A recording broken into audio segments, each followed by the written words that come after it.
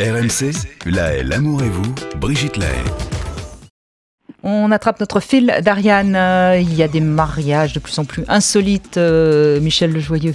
Ouais, quand on se marie, d'habitude, on dit c'est pour le meilleur et pour le pire, mais parfois le pire arrive avant même de se marier, Brigitte. Aha. Rappelez-vous de ce couple dont je vous avais parlé il y a quelques temps. Il s'agissait d'Eric Holder et Elisabeth Lawrence, un ex-beau-fils amoureux de son ex-belle-mère qui voulait absolument se marier. Ah oui. Et évidemment, la justice s'y opposait formellement.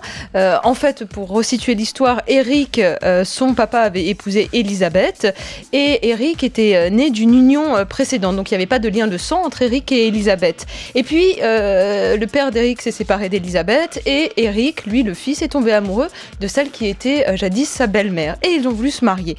Alors, ils ont fait des pieds et des mains pour réussir à avoir gain de cause. Et puis, finalement, ça y est, ils y sont arrivés. Le tribunal de Metz leur a finalement accordé le droit de se marier. Et le mariage religieux et civil s'est déroulé ce samedi 4 octobre, dans leur petit village de Dabo en Moselle. Alors parmi la centaine de convives, il y avait bien sûr le père d'Eric, le père qui a quand même ce double statut, enfin l'ex-mari, amusant. Il est à la fois l'ex-mari d'Elisabeth, qui est devenu maintenant sa belle-fille, puisque c'est l'épouse de son propre fils. Voilà un premier mariage qui est normal déjà que vous n'arriviez pas à suivre. C'est Michel. non, moi, ce que je me dis, c'est qu'il y a quand même des publicités cachées dans cette émission. Et je suis en train d'en voir une là pour la psychanalyse quand même. Vous êtes en train de nous expliquer le complexe d'Oedipe et le mythe d'Oedipe, mais surtout on ne parle pas de psychanalyse. Il n'y a rien de psychanalytique là-dedans. Non, rien du tout. Rien du tout. L'amour du père, du beau-père. Non, je n'ai vraiment aucune interprétation à donner. Aucune interprétation. Il n'y a même plus à interpréter là. Il suffit juste d'écouter. Alors écoutez donc cette seconde histoire, encore insolite au niveau du mariage. C'est l'histoire de Grace, une américaine célibataire endurcie depuis 6 ans qui en a ras-le-bol. Elle ne trouve pas l'homme derrière lequel elle court. Et donc du coup elle s'est dit moi j'en ai assez, je veux me marier.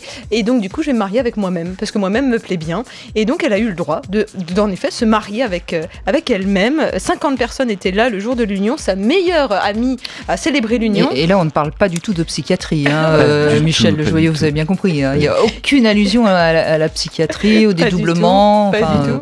Le mythe de schizophrène, Narcisse. tout ça. Le mythe de Narcisse. Cette belle phrase de Woody Allen, non, la masturbation, c'est au moins Se faire plaisir à quelqu'un qu'on aime avoir bien. une relation avec quelqu'un qui vous aime, vous savez. Eh bien justement, le jour du mariage, il y avait aux côtés de Grace un miroir pour lui renvoyer son merveilleux reflet et pouvoir s'embrasser, échanger après ses vœux un baiser. Alors justement, dans les vœux, ce qui est amusant, c'est qu'elle nous explique que elle est très engagée, très ferme dans son engagement évidemment, mais elle ne se refuse pas à la polygamie, elle reste ouverte. Ce n'est pas parce que je suis mariée à moi-même que je renonce à l'idée de faire un vrai mariage un jour avec quelqu'un d'autre. Alors pour finir... moi je serais un homme, je me méfierais parce que épouser 2 Grâces... Oui, c'est un peu beaucoup. On est là aussi, pardon, mais on est quand même toujours un tout petit peu dans une publicité clandestine pour les Freud, pour la psychiatrie quand même. La psychiatrie, puis peut-être quand même aussi sur ce mythe. Il y a quand même un autre mythe qui est cette histoire-là, qui est le mythe de Narcisse, qui a donné le narcissisme. On se regarde, on aime son regard. Vraiment, nous balayons tous les grands mythes de la psychanalyse. Alors, quel va être le troisième? Vous croyez pas qu'à un moment donné, elle va casser le miroir quand même Ou elle va plonger dans l'eau comme Narcisse. Mais en tout cas, rappelons quand même, moi je ne cesse de le dire dans ma pratique, que c'est bien de s'aimer un peu, pas trop. C'est ce que là encore la psy appelle le bon narcissisme, le narcissisme primaire. Au niveau de Grace, vous lui donnez hors antenne mes coordonnées pour une consultation. Alors pour bien finir de manière plus heureuse et surtout peut-être pas d'analyse psychiatrique dans l'affaire. Je vous promets, je parle plus. Je pense pas parce que là quand même ce week-end, il faut le dire, c'est le salon du mariage et du Pax à l'espace Champéret dans le 17e.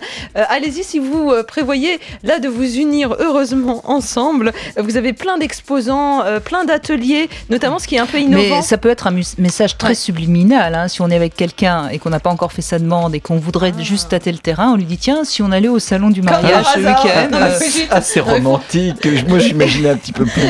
Il n'y a pas des endroits plus glamour que le salon du mariage. C'est un peu gros comme une maison, franchement. Je lui dis allez viens, je t'emmène au salon du mariage. C'était de l'humour, évidemment. N'empêche que là-bas, la tendance de l'année, c'est les ateliers Do It Yourself.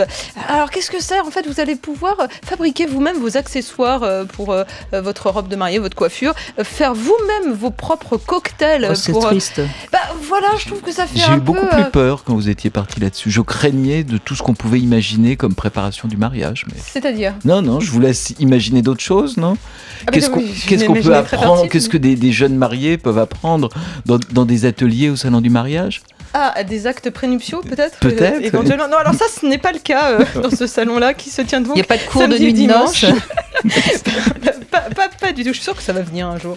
Ça m'étonnerait pas qu'il y ait des cours d'amour pour mieux s'aimer non, mais encore. Franchement, une nuit de noces, c'est vraiment le pire moment pour faire l'amour. D'abord, il est très tard, on est très fatigué, on a beaucoup mangé, on a beaucoup bu, on est excité, mais pas dans le bon sens du terme. Franchement, la nuit de noces, c'est souvent un fiasco. Mais je suis persuadée que la plupart des gens, en plus, qui se marient, n'ont pas de rapport le soir de leur mariage. Je sais pas quelle est la proportion, je vais regarder. On va faire un vote. Non, mais franchement, on est sur les genoux. C'est plus... Ça s'appelle une levrette, ça, sur les genoux, Ariane. Bon, allez, je dis plus rien. Vous voyez tous les renseignements sur ce salon du mariage et du bac sur rmc.fr. Vous allez voir des ateliers plutôt originaux, plutôt sympas qui donnent envie, là, pour le coup. Merci.